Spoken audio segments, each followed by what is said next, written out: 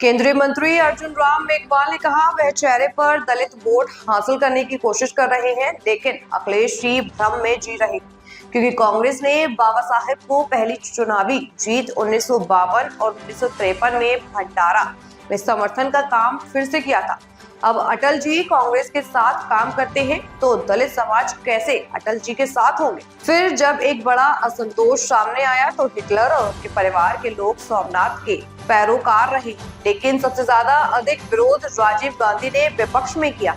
ये चेहरा दिखा करके वो दलित समाज के वोट बटोरना चाहते हैं, तो ये अखिलेश जी भ्रम में जी रहे हैं, क्योंकि बाबा साहब को पहला चुनाव 52 में हराने का काम कांग्रेस ने किया, उपचुनाव 53 भंडारा का हराने का काम कांग्रेस ने किया। अब कांग्रेस के साथ हैं अखिलेश जी, तो दलित समाज कैसे अखिलेश जी के साथ होगा।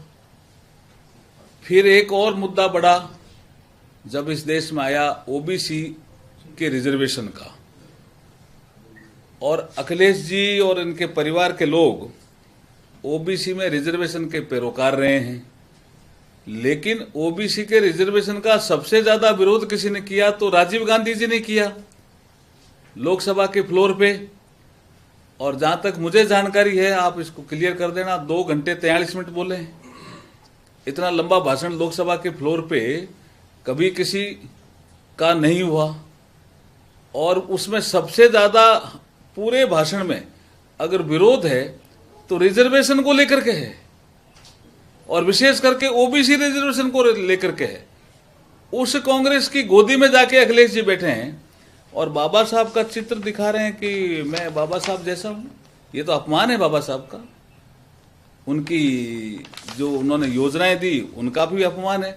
अखिलेश जी को अपना मुख्यमंत्री का कार्यकाल याद नहीं आ रहा है, जब अनुसूचित जाति वर्ग के बहुत से इंजीनियर डिमोट हो गए थे, बड़ी संख्या में डिमोट हुए थे।